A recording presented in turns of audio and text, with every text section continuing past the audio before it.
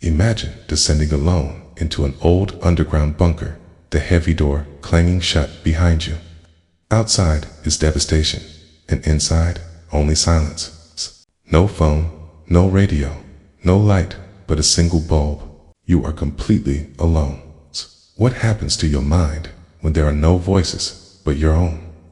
Could you survive total isolation when weeks drag into endless nothingness?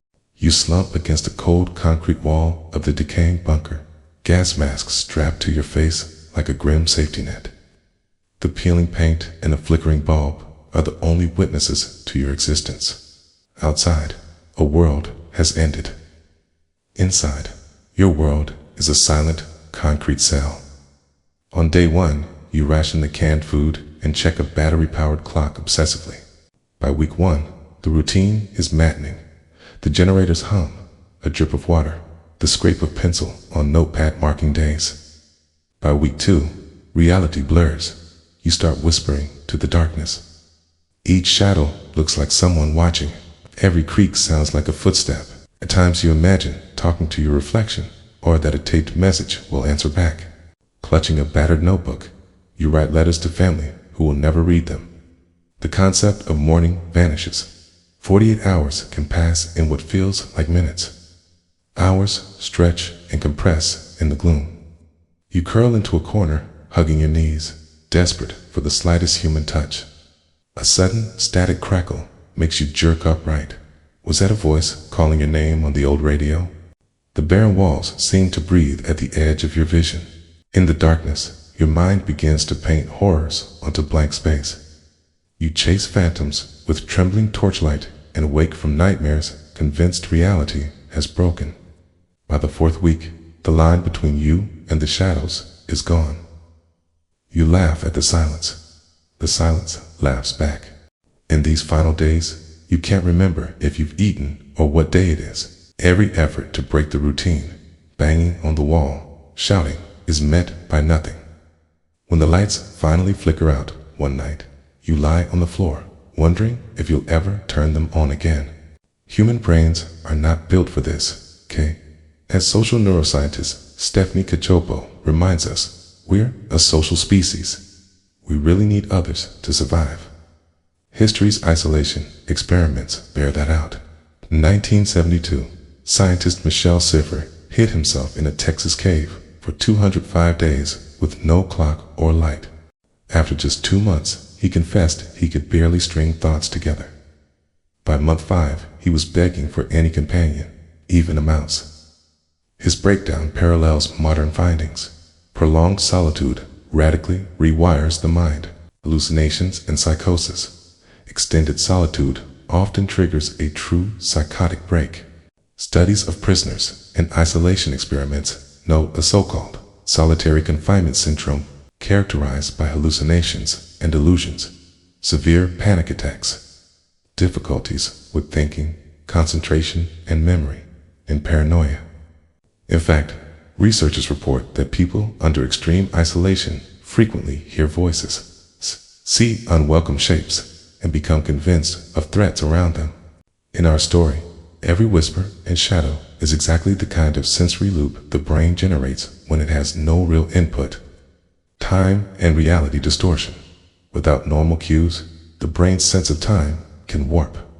In flotation deprivation studies, participants describe a distortion of subjective time and even the dissolution of their sense of self.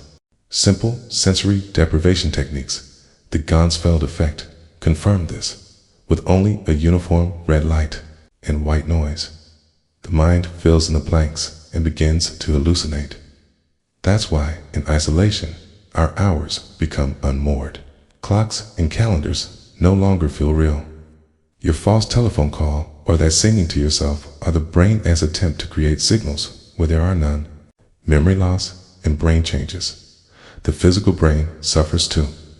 Animal studies show chronic isolation actually reduces hippocampal volume, a key memory center, and disrupts neural growth genes. Human neuroimaging, likewise, finds lonely people have smaller memory-related regions. Even in healthy prisoners, one report noted the part of the brain responsible for memory literally shrinks. after long periods without human interaction. This matches large-scale studies linking social isolation with faster cognitive decline. Older adults with fewer social contacts show sharper drops in memory and thinking skills over time. In short, the longer you sit alone, the more you lose touch, not just with reality, but with your own mind. Depression and social pain. Beyond cognition, isolation inflicts deep emotional wounds. Neuroscience even describes a form of social pain. Loneliness is literally processed by the brain like physical pain. People locked away often fall into relentless depression and anxiety. Recent reviews tie loneliness directly to higher rates of depression, dementia risk, and even premature mortality. In the bunker, boredom turns to despair as every day feels like punishment.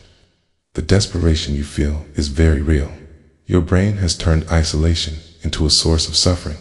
In the end, our survivor in the bunker is irrevocably changed.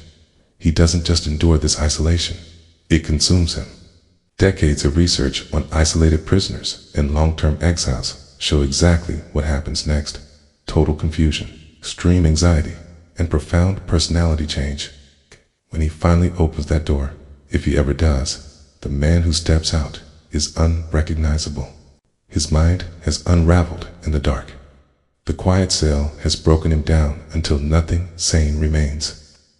No amount of rescue or companionship can fully reverse that. Somewhere in the silence, wiring in his brain is bent beyond repair. All that's left is the hollow echo of what once was. In the solitary hell of total isolation, the last, worst horror is this: you survive, but you are never truly coming back. For more on the edge of sanity, watch our next video, Trapped in Your Mind, the hallucination trap, link above, and subscribe to Cerebral. Fear for chilling science.